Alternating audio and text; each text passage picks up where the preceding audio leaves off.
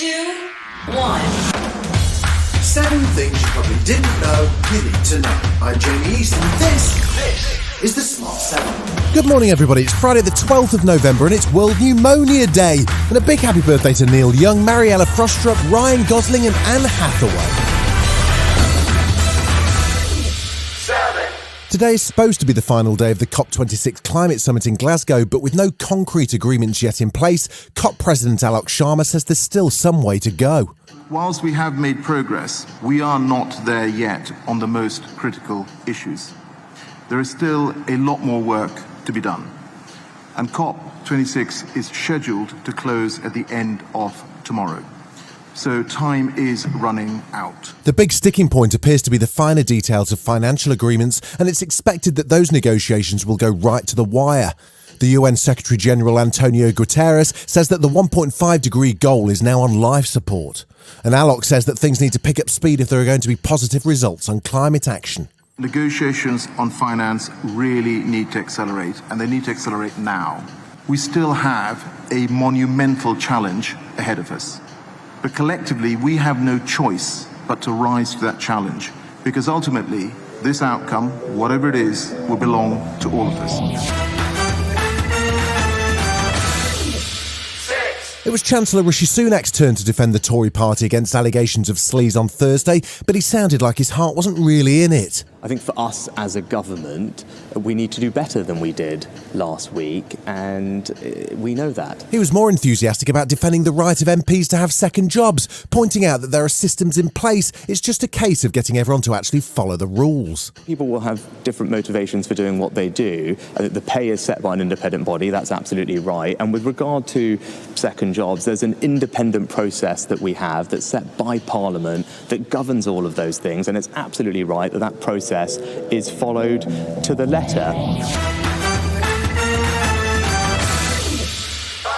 The husband of Nazanin ZaghariRatcliffe continued his hunger strike outside the Foreign Office for a 19th day on Thursday. She's been detained in Iran for over 5 years and is currently in prison, accused of propaganda activities against the Iranian government. Her husband Richard was at least able to meet with Foreign Office Minister James Cleverly, although it appears it wasn't as positive a meeting as he'd hoped. If I'm honest, quite a depressing meeting. He said, listen, I had a meeting with the Iranian Deputy Foreign Minister. He's having a series of meetings with other officials. They're going into the details. There'll be more discussion, more progress that I can't go into. But in terms of what we got told, well, not much. Former Foreign Secretary Jeremy Hunt says the root of the problem is that Britain owes Iran £400 million, and it's time to face that fact and pay them back.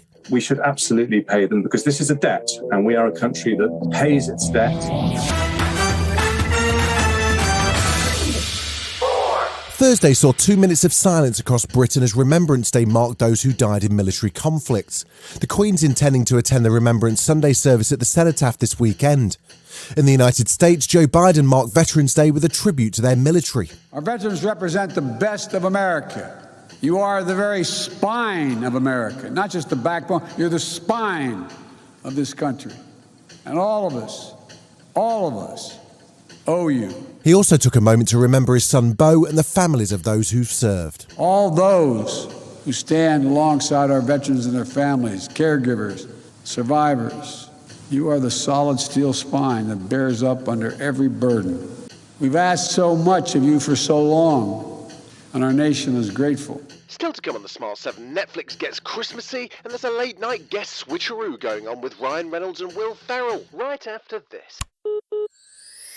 You're listening to the Smart 7. If you're enjoying it, you might also like the Smart 7 Ireland edition. Just search and follow us on your favourite podcast platform.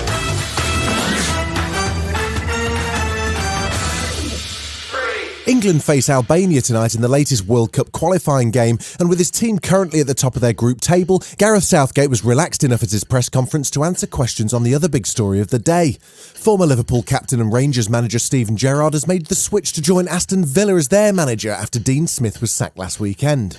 Gareth thinks Stevie G will be more than capable of taking on the Premier League challenge. He's had a fabulous start to his managerial career. He leaves one massive football club to join another. And I'm sure it's a challenge that he's looking forward to. It's a great opportunity for him. and a chance to test himself in a league where every week there's a different sort of challenge. The late-night talk show battle on US TV can be fierce, and the battle between Jimmy Kimmel and Jimmy Fallon in particular. So it was an odd night when the guests for their shows decided to do a little late-night switcheroo.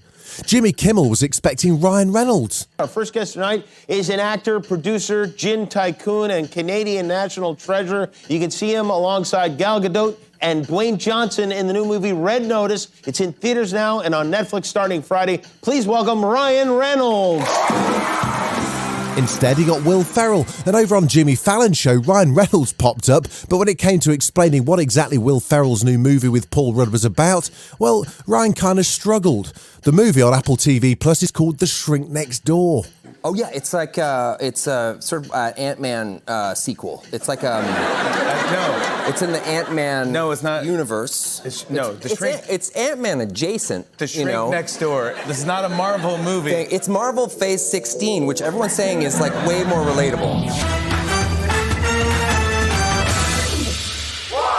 Look, we know it's only the 12th of November, but the world's already gone a bit Christmassy crazy. Technically, we've still got 43 days to go. Netflix are getting in on the act too, dropping a trailer for their new Christmas rom-com. It stars Michael Urie, who, in order to avoid his family's criticism of his single status, invites his best friend Nick, played by Philemon Chambers, to pretend to be his boyfriend for the Christmas holidays. What could possibly go wrong, eh? It's called Single All the Way, and it drops on December the 2nd. You probably thought you were going on a date with the hottest, smartest, funniest, coolest, most interesting person who was ever born. Maybe I am. My date with James went well. Oh, I'm so happy. That is so great. I always thought that you and Peter should be together. Well, I'm his best friend. Well, my wife is my best friend in the whole world. You have feelings for him. If Nick and I ever went there and didn't work out, I would lose him. But what if it did work out? This has been The Smart 7. Wherever you're listening, do us a favour and hit the follow button. We'll be back tomorrow at 7 a.m. Have a great day. Written, produced and published by Daft Doris.